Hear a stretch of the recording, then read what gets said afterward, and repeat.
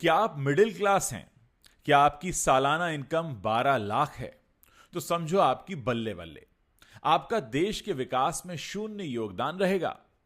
अब सर मत खुजाइए जनाब। मुझे पता है आप 20, 25, 30, 40 या ज़्यादा से ज़्यादा 50,000 रुपए महीना कमाते होंगे। मिडिल क्लास वाले सोच रहे होंगे कितना जमकर इनके गाल पर सरकार ने तमाचा मारा है।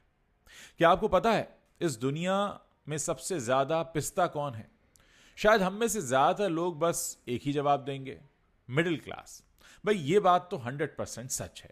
बाजार हो या राजनीति, सबके टारगेट में बस मिडिल क्लास ही होता है। क्योंकि एक मिडिल क्लास के घर में खुशियां 1 तारीख को सैलरी आने से शुरू होती हैं और 20 तारीख तक पैसे खत्म होने पर खत्म हो जाती हैं। लेकिन अब तो हद ही हो गई।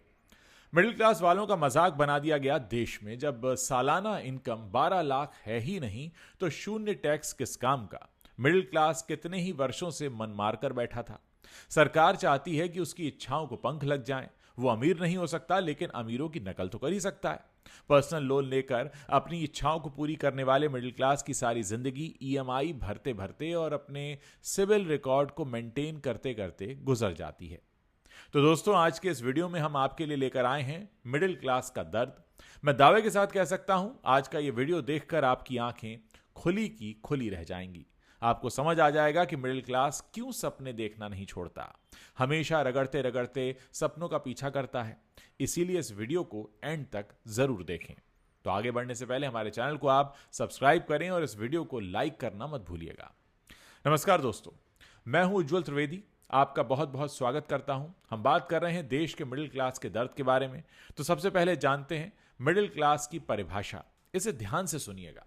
जहां खर्चों से पहले बचत का हिसाब लगाया जाता है और बेटी की शादी के लिए उसके पैदा होते ही पैसा बचाया जाता है, उसे मिडिल क्लास कहते हैं। जहां नए कपड़े जन्मदिन या त्योहारों पर मिलते हैं, उसे मिडिल क्लास कहते हैं। जहां सप्ताह भर काम करके जिंदगी सिर्फ रविवार को जीते हैं, उसे मिडिल क्लास कहते हैं।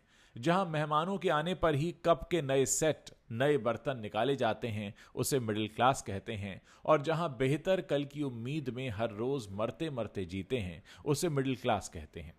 आपको जानकर हैरानी होगी कि देश में हमारी सोसाइटी को 3 क्लासेस में डिवाइड किया गया है, अपर क्लास, मिडिल क्लास और लोअर क्लास।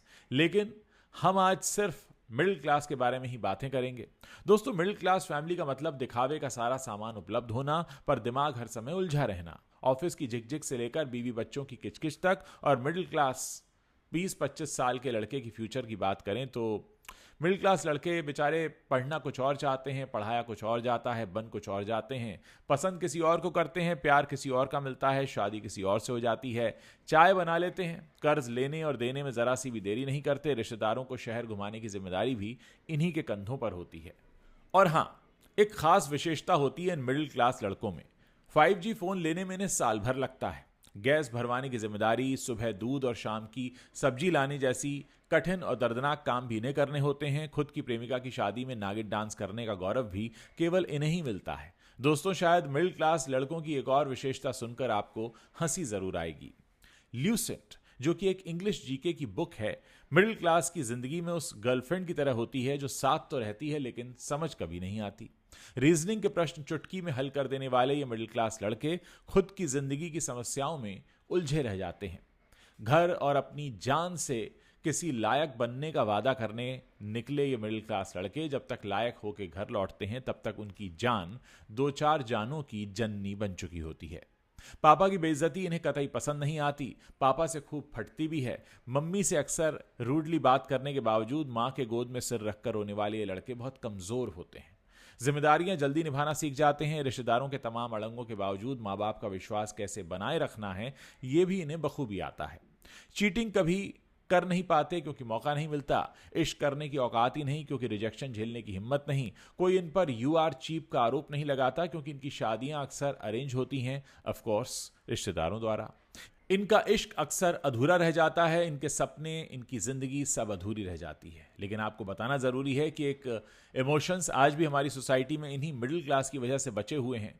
मिडिल क्लास परिवार में पड़ोसी के घर से अगर कुछ खाने का सामान आ जाए तो इनको बर्तन खाली नहीं दिया जाता बल्कि कुछ ना कुछ रख कर दिया जाता है। लेकिन दोस्तों, इस सच्चाई से भी नकारा नहीं जा सकता कि 2047 तक देश को दुनिया की तीसरी सबसे बड़ी अर्थव्यवस्था बनाने में मिडिल क्लास का ही सबसे बड़ा योगदान रहेगा। आपकी जानकारी के लिए बता दें कि 2047 में जब भारत की आज़ादी के 100 साल पूरे होंगे, भारत की कुल आबादी में मिडिल क्लास की हिस्सेदारी 60% से ज़्यादा हो जाएगी। हाल ही में हुए एक सर्वे के अनुसार वित्त वर्ष 2021 में भारत की कुल आबादी में मिडिल क्लास का हिस्सा 30% था। यह अगले 10 सालों यानी वित्त वर्ष 2031 तक बढ़कर 47% और वित्त वर्ष 47 तक 61% होने की उम्मीद है। दूसरे शब्दों में कहें तो जब आज़ादी के 100 साल पूरे होंगे तब भारत के मिडिल क्लास लोगों की संख्या 1 अरब से ज़्यादा हो जाएगी। दोस्तों ये भी जान लें कि जैसे जैसे भारत में मिडिल क्लास लोगों की संख्या बढ़ेगी, भारत की प्रति व्यक्ति आय भी बढ़ती चली जाएगी। SBI रिसर्च की एक रिपोर्ट बताती है कि 2047 तक 61% आबादी वाले मिडिल क्लास की ईयरली इनकम 5 लाख रुपए से 30 लाख रुपए हो जाने वाली है और वित्त वर्ष 2047 तक 56.5 करोड़ लोग टैक्सेबल इनकम के दायरे में आ जाएंगे। दोस्तों आज देखा जाए तो देश में 5 लाख से 30 लाख रुपए सालाना आय वाले 30% परिवार हैं। इन्हें मिडिल क्लास में रखा गया है। कमाई से लेकर खर्च और बचत में मिडिल क्लास सबसे आगे है। आबादी में मिडिल क्लास की हिस्सेदारी 31% है। इसीलिए सरकार ने अपने बजट में मिडिल क्लास पर दांव लगाया है, क्योंकि सरकार जानती है कि यह वर्ग अपने भीतर के कस्टमर को जगाए रखेगा।